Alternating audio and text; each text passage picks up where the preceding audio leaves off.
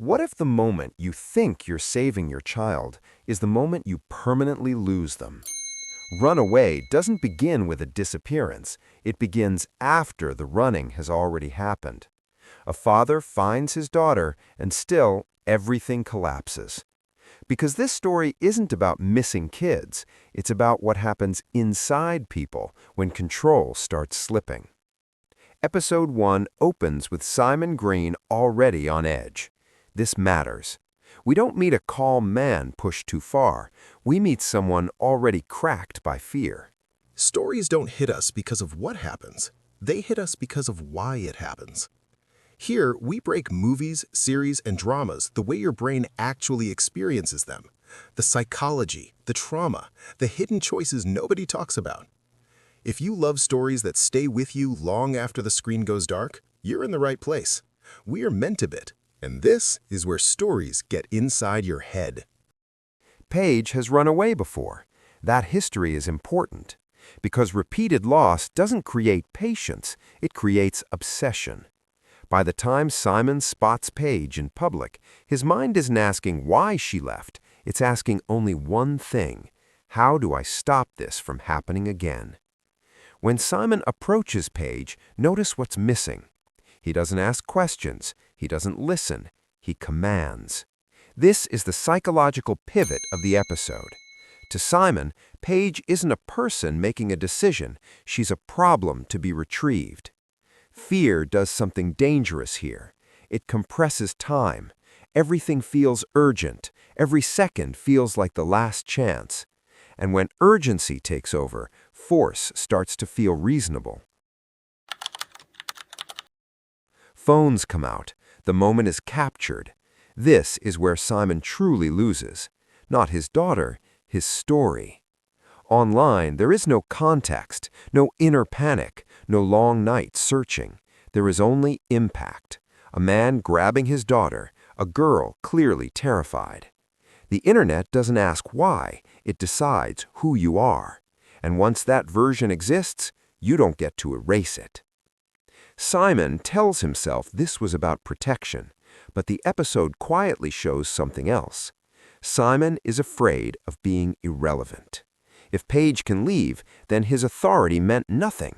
If his authority meant nothing, then what was he? For some parents, love is tied to control. When control disappears, love panics. And panic doesn't look like care, it looks like domination. Now the episode shifts perspective.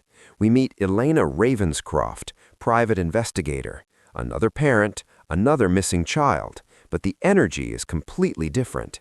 This father is desperate, but he's not explosive. He hires help. That contrast is deliberate. The show is placing two responses side by side. Simon, emotional reaction. Elena, structured pursuit of truth. One creates chaos, the other creates clarity. Elena doesn't assume, she listens, she reconstructs timelines, she notices inconsistencies. And here's the key difference. She understands that people don't just disappear, they leave patterns.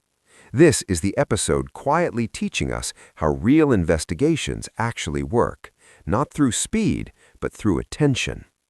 The title isn't about evidence, it's about perception. Simon sees himself as a protector. The world sees him as an aggressor. Both are technically true, and that's the discomfort of this episode. Belief shapes behavior, but belief doesn't protect you from consequences. Paige barely speaks. That's not accidental. Silence here isn't weakness, it's withdrawal. The show suggests something unsettling. Paige didn't just run from rules, she ran from emotional suffocation. When someone feels unheard long enough, escape feels safer than explanation. Episode 1 ends without relief. Paige is still gone. Simon is publicly condemned. Elena has only begun digging. This is intentional, because Runaway isn't a rescue story, it's a consequence story. The episode leaves us with something uncomfortable. If love is mixed with fear, how quickly does it stop being love? And when a child runs away, is it always because of danger outside, or sometimes because of pressure inside the home? So let me ask you, if you believed you were protecting someone, how would you know when you'd crossed the line?